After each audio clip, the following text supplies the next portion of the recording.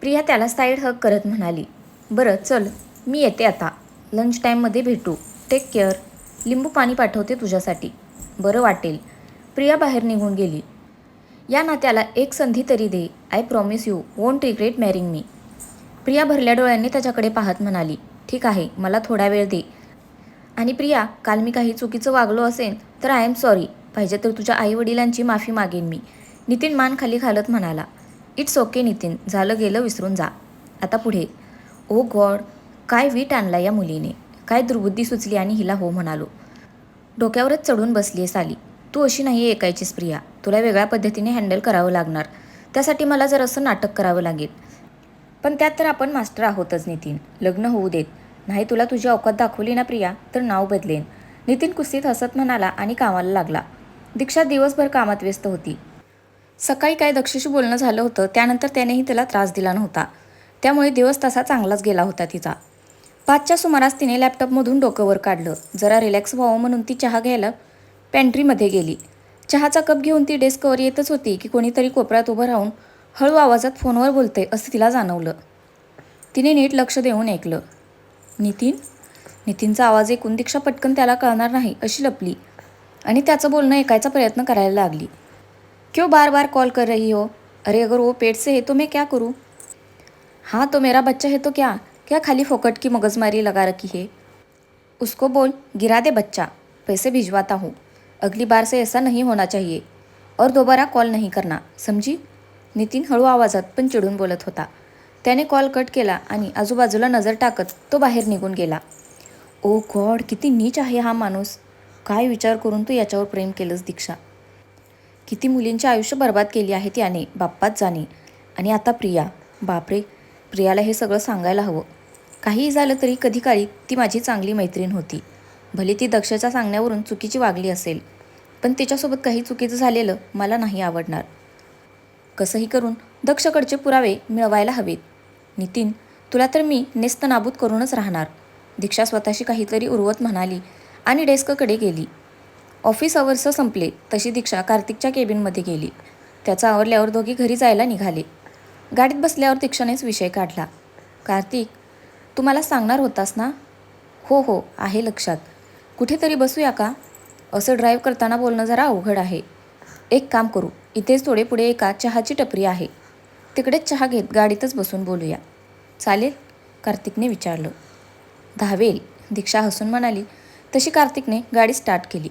टपरीपासून थोडं पुढे कार थांबून कार्तिक दोघांसाठी चहा घेऊन आला आणि गाडीत बसून त्याने बोलायला सुरुवात केली. केया मल्होत्रा नाव ऐकलेस? कार्तिकने विचारलं. हो, काल दक्षने सांगितलं होतं. नितीनची एक्स गर्लफ्रेंड. नितीन आणि केया कसे भेटले हे तर तुला एव्हाना कळलंच असेल. केया नितीनच्या आयुष्यात आल्यावर तो बऱ्यापैकी सुधारला होता. म्हणजे असं आम्हाला वाटत होतं. त्याचा बाहेर ख्यालीपणाही कमी झाला होता.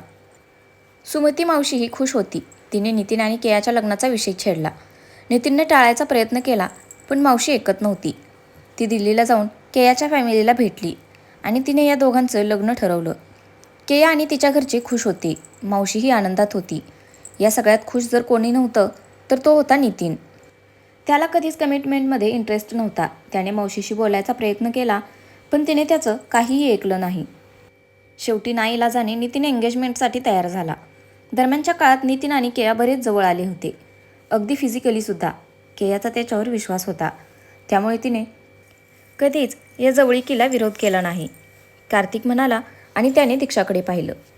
ती कसलासा विचार करत होती. दीक्षा. दीक्षा दचकली. काय झालं? विचार करते, जर मी नितीनला माझ्याजवळ येण्यापासून रोखलं नसतं तर आज. दीक्षा हतबल होत म्हणाली. असो, पुढे काय झालं? केयासोबत रिलेशनशिपमध्ये असताना नितीनचे बऱ्याच मुलींशी संबंध होते. केयाने कधी काही विचारलं तर त्याची मैत्रीण आहे असं सांगायचा आणि तीही त्याच्यावर विश्वास ठेवायची. अफेअर्स व्यतिरिक्त त्याला दारू, सिगारेट आणि ड्रग्जचंही व्यसन जडलं होतं. पार्टीजमध्ये जाणं आणि नशेत धूत होत पडणं हे परत सुरू झालं होतं. केयाच्या कानावर बऱ्याच गोष्टी यायच्या आणि तिने जाब विचारायचा प्रयत्न केला तर नितीन गोड गोड बोलून तिला भरीस पाडायचा.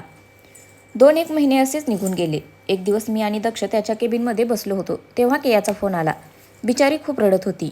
नितीनला तिने तिच्याच कझिनसोबत तिच्याच घरात नको त्या अवस्थेत पकडलं होतं. तिचं बोलणं ऐकल्यावर मी आणि दक्ष लगोलग दिल्लीला गेलो. केयाने तिकडे आम्हाला भेटून बऱ्याच गोष्टी सांगितल्या, काही फोटोजही दाखवले. आम्ही दोघेही हे सगळं पाहून संतापलो होतो. दक्ष पोलिसात जायला निघाला होता, पण आमच्याकडे होते तेवढे पुरावे पुरेसे नव्हते. दक्षने त्याची माणसं नितीनच्या मागे लावली. कार्तिकने ब्रेक घेतला आणि घड्याळ पाहिलं. दीक्षा, आय थिंक तू घरी कळवावंस, तुला उशीर होते म्हणून. मावशी वाट पाहत असेल. कार्तिक असं म्हणल्यावर दीक्षाने लगेच घरी फोन करून अनुराधाबाईंना कळवलं. कार्तिक सोबत आहे हेही सांगायला ती विसरली नाही. जे काही झालं होतं ते तिला ऐकायचंच होतं. कार्तिक, पुढे काय झालं? दीक्षाने अधीरतेने विचारलं. दक्षची माणसं नितीनची सगळी खबर आमच्यापर्यंत पोहोचवत होती. केयाही आम्हाला लूपमध्ये ठेवायची. 10-1 दिवस झाले असतील साधारण केयाला भेटून. एका सकाळी मावशीचा फोन आला. केया वॉज नो मोअर. दक्ष आणि मला प्रचंड धक्का बसला होता. आम्ही सगळेच दिल्लीसाठी निघालो. तिकडे गेल्यावर कळलं की केया प्रेग्नेंट होती नितीनपासून, आणि अचानक एक्सेसिव्ह ब्लिडिंगमुळे तिचा मृत्यू झाला होता. नितीनने दुःखी असल्याचं नाटक चांगलंच वठवलं होतं, पण कुठेतरी पाणी मुरत होतं असं मला आणि दक्षला राहून राहून वाटत होतं. केया जाण्याआधी डॉक्टरांना भेटायला गेली होती हे तिच्या आईकडून आम्हाला कळलं होतं. दक्षने त्याच्या एका विश्वासू मित्राला सांगून तिथलं CCTV फुटेज मागवून घेतलं आणि त्यात. कार्तिक बोलता बोलता थांबला. हे सगळं नितीननेच घडवून आणलं होतं ना? दीक्षा डोळ्यात पाणी आणून म्हणाली. हो, त्यानेच डॉक्टरांकरवी केयाला अबॉर्शनसाठी कसल्याशा गोळ्या द्यायला लावलेल्या, ज्यामुळे तिला एक्सेसिव्ह ब्लिडिंग झालं होतं. पोस्टमार्टममध्येही मृत्यूचं कारण अतिरक्तस्राव हेच होतं, पण त्यामागचं खरं गूढ आम्हाला केया गेल्यावर खूप उशिरा समजलं. नितीनला पोलिसांनी अरेस्ट तर केलं, पण मावशीमुळे आणि केयाच्या फॅमिलीमुळे प्रकरण दाबावं लागलं होतं. कार्तिक, मला एक गोष्ट कळत नाही आहे. जर नितीनचा खरा चेहरा तुम्हाला माहीत आहे तर तुम्ही अजूनही गप्प का आहात? दक्षकडे पुरावे आहेत, तरीही नितीन मोकाट फिरतोय असं का? दीक्षाने विचारलं. नितीन दिसतो तेवढा साधा नाही आहे दीक्षा. त्याच्या पार कुख्यात गुंडापर्यंत ओळखी आहेत. केयाचं प्रकरण झाल्यानंतर दक्ष पेटून उठला होता. जरी नितीन कस्टडीतून सुटला होता तरी दक्ष शांत बसला नव्हता. नितीनला अडकवायचा पूर्ण प्रयत्न करत होतो आम्ही, पण एक दिवस. कार्तिकच्या डोळ्यात राग उतरला. एक दिवस काय कार्तिक? दिव्या तेव्हा 10वीत होती. त्याचे तट्टू दिव्याला शाळेतून उचलून घेऊन गेले आणि आम्हाला धमकी दिली जर आम्ही तोंड उघडलं तर दिव्यासोबत. कार्तिकने हाताच्या मुठी आवळल्या. हॉरिबल आहे हे सगळं कार्तिक, दीक्षा म्हणाली. काकांना म्हणजेच दक्षच्या बाबांना या गोष्टीचा धक्का बसला होता आणि हळूहळू ते डिप्रेशनमध्ये गेले. आधीच हस्तखेळतं घर एकदम शांत झालं आणि त्यात 4 वर्षापूर्वी ती घटना घडली. त्यानंतर तर काकांनी गिवअपच केलं होतं. त्यांची तब्येत खालावली आणि एक दिवस ते आम्हाला सोडून गेले. कार्तिकचे डोळे पाणावले होते. दीक्षाने त्याच्या खांद्यावर थोपटून त्याला धीर दिला. खरं सांगू दीक्षा, ते सगळं झालं आणि दक्षच राहिला नाही. त्यात एक दिवस त्याला तुझ्याविषयी कळलं. तो वेड्यासारखा तुला शोधत होता. तू DK group of industries join केलीस आणि अनफॉर्च्युनेटली नितीन तुला आवडायला लागला. त्याला या प्लॅनमध्ये इन्व्हॉल्व करण्याचा दक्षचा मुळीच हेतू नव्हता, पण तुला नितीन आवडतो हे कळल्यावर दक्षला डाव खेळावाच लागला, कारण एक तोच होता जो दक्षला तुझ्यापर्यंत पोहोचवू शकत होता. पुढचं तर सगळं तुला माहीतच आहे. कार्तिक दीक्षाकडे पाहत म्हणाला. दीक्षा, खरं तर जे काही आता सुरू आहे ते मला पटलेलं नाही आहे, पण आज मी जो काही आहे तो दक्षमुळेच आहे. त्यामुळे मनात नसताना काही गोष्टींसाठी त्याची साथ द्यावी लागते. कार्तिक हताशपणे म्हणाला. मी समजू शकते कार्तिक, माझी तुझ्याविषयी काहीही तक्रार नाही आहे. उलट मी तर तुझे आभार मानेन. आज तू कुठलाही आडपडदा न ठेवता सत्य काय आहे ते मला सांगितलंस. Thank you so much. आता नितीनचं काय करायचं ते मी बघते, दीक्षा हलकं हसत म्हणाली. बरं चलायचं, उशीर झालाय. हो चल, नाहीतर तो ड्रॅगन कारखानेस तिकडे आग उकत बसेल, दीक्षा हसत म्हणाली. काहीही. कार्तिकही तिचं बोलणं ऐकून हसायला लागला. दोघे घरी यायला निघाले. दीक्षा घरी आली तेव्हा दक्ष नुकताच आला होता. कुठे हुंदडायला गेली होतीस बायको? त्याने विचारलं. फिरायला गेलेले बॉयफ्रेंडसोबत. Any problem mister Karkhanis? जिकडे तिकडे नाक खुपसलंच पाहिजे का तुला? दीक्षाने तोंड वाकडं केलं. हो मग, किती छान धारदार नाक आहे माझं, असं तुझ्यासारखं नाही आहे, मिनी ढुब्बू मिरची. दक्ष हसत म्हणाला. असू देत, जास्त मिजास मारू नकोस हा, लांबनाक्या कारखानीस कुठला. दीक्षा फणकारून फ्रेश व्हायला निघून गेली. कुठे गेलेली ही? दक्ष विचार करत बाहेर निघून गेला. आवरून झालं तशी दीक्षा खाली निघून आली. दिव्या तिला पाहून तिच्याजवळ आली. वहिनी, उद्या संध्याकाळी वेळ आहे का तुला? तिने विचारलं. काही काम आहे का दिव्या? दीक्षाने विचारलं. वहिनी, मला 1-2 बुक्स आणायची होती. तू येशील सोबत? दिव्याने अपेक्षेने विचारलं. याआधी जेव्हा तिने दीक्षाला विचारलं होतं त्यावेळेस तिला जमलं नव्हतं. असं सारखं दिव्याचं मन मोडणं तिला बरोबर वाटलं नाही. तसंही तिला दिव्याशी बोलायचंच होतं. हा चांगला चान्स होता. हो चालेल, जाऊया आपण, दीक्षा हसून म्हणाली. तशी दिव्या खुश झाली. ये थँक्स वहिनी. आपण उद्या मूव्हीला जाऊया आणि त्यानंतर पिझ्झा पार्टी. व्हॉट्स ए? दिव्याने डोळे मिचकावत विचारलं. ओके, आईंना विचारूया.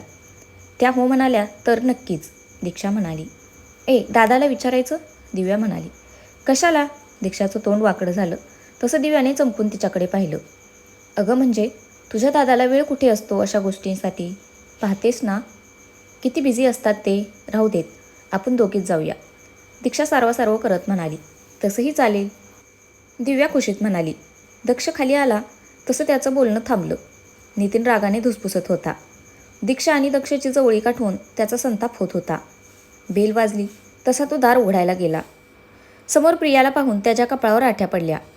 आई नाही आहे, त्याने सरळ सरळ सांगितलं. पण मी तुला भेटायला आले. प्रिया त्याला बाजूला ढकलत आत शिरली.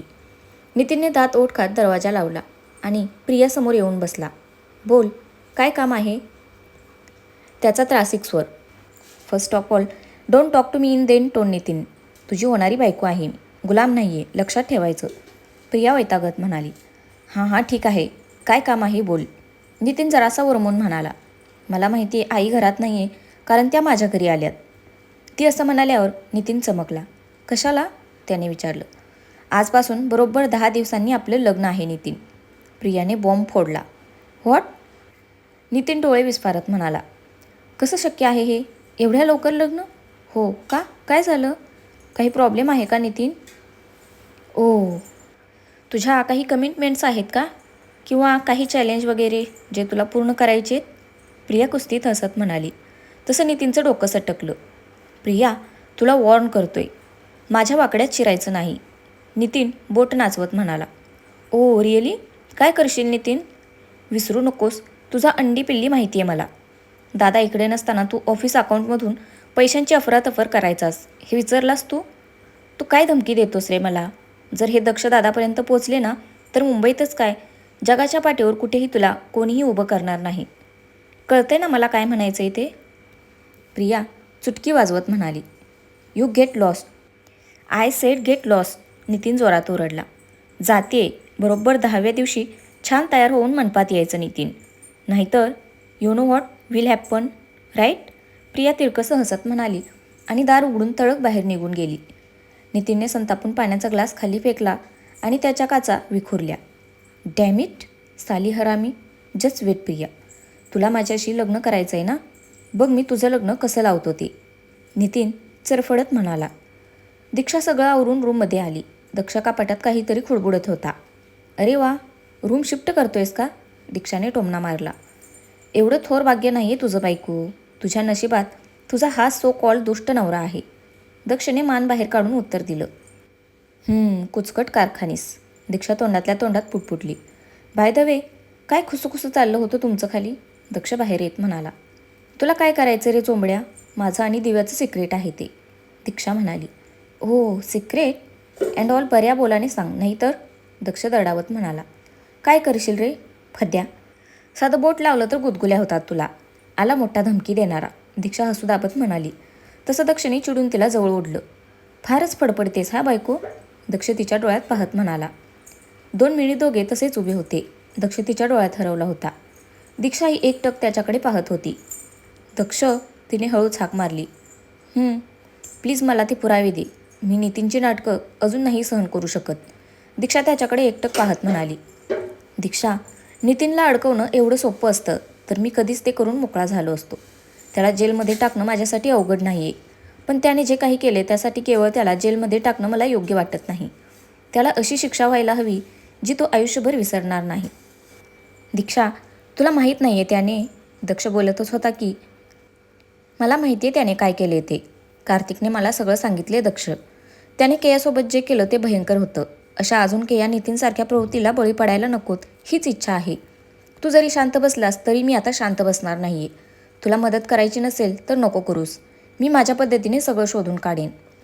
पण नितीनला जन्माची अद्दल घडवल्याशिवाय मी शांत बसणार नाही. दीक्षा दक्षाचा हात झटकून बाजूला झाली. काही वेळ रूममध्ये शांतता होती. ओके, देईन मी तुला पुरावे, पण दक्षानेच परत बोलायला सुरुवात केली. दीक्षाने त्याच्याकडे पाहिलं. पण काय? दीक्षाने विचारलं. तुमचा उद्याचा प्लॅन सांगावा लागेल. दक्ष हसू दाबत म्हणाला. मुळीच नाही. दीक्षाने नाक मुरडलं. बघ हां, मग पुरावे विसर. दक्ष हसत म्हणाला. तुला का रे एवढा इंटरेस्ट आमच्यात? डुक्कर कुठला? दीक्षा वैतागत म्हणाली. अरे मी पण जॉईन होईन ना तुम्हाला. ए हड, तुझं काय काम आहे तिकडे? असं कसं? आई म्हणत होती तिच्या लाडक्या सुनबाईंना कुठे बाहेर घेऊन जात नाही मी. दक्ष अगदी साळसूदपणाचा आव्हानात म्हणाला. भोळसट कारखानीस, नौटंकी करू नकोस. मूव्हीला जाणार आहोत आणि नंतर पिझ्झा पार्टी. तुझं काही काम नाही आहे तिकडे. लगेच लोडबुडायची काही गरज नाही आहे मध्ये मध्ये. दीक्षा चिडून म्हणाली. ओके, राहिलं. बाय द वे, कोणता मूव्ही? स्पायडरमॅन की हॅरी पॉटर? दक्ष फिदी हसत म्हणाला. बेडूक, शटअप. दीक्षाने त्याला उशी फेकून मारली आणि ती त्याच्याकडे पाठ करून झोपी गेली. कार्तिक, दक्षने हताश हुसकारा सोडला. संध्याकाळी दीक्षाला घरी सोडून कार्तिक निघाला होता तेव्हाच दक्षने त्याला पाहिलं होतं. तसं तर त्याचा कार्तिकवर पूर्ण विश्वास होता, पण दक्ष महाराज त्यांच्याही नकळत त्यांच्या बायकोविषयी पॉझेसिव्ह व्हायला लागले होते हल्ली. त्यामुळे कार्तिकचा फोन खणखणलाच आणि त्याने कितीही कारणं दिली तरी समोर दक्ष होता. त्यामुळे कार्तिकनेही त्याला सगळं सांगून टाकलं. दुसऱ्या दिवशी दीक्षा तयार होऊन तिच्याच गाडीने ऑफिसला आली. ती गाडी पार्क करायला आणि बाजूला नितीनची गाडी यायला एकच गाठ पडली. दीक्षा त्याच्याकडे न पाहताच पुढे निघाली, पण त्याने तिला गाठलंच. हॅलो वहिनी. नितीन तिच्याकडे खालून वर नजर फिरवत म्हणाला. दीक्षाने काहीच रिॲक्शन दिली नाही. लग्न आहे 10 दिवसांनी, यायचं हां तुम्हाला? नितीन म्हणाला. दीक्षाने मान फिरवली. वैसे अजूनही विचार करू शकतेस तू. प्रियाच्या जागी तू असशील तर I will be more than happy. Nitin मुद्दाम तिच्याजवळ जात म्हणाला. त्या दिवशीची थप्पड कमी पडली आहे का नितीन भाऊजी? तसं असेल तर सांगा. यावेळेस अशा ठिकाणी मारेन की बसता उठता तुम्हाला आठवण राहील. दीक्षाने त्याच्यावर जळजळीत कटाक्ष टाकला आणि ती ताडताड पावलं टाकत वर निघून गेली. तर फ्रेंड्स, आजचा भाग कसा वाटला नक्की कमेंट करून सांगा. धन्यवाद.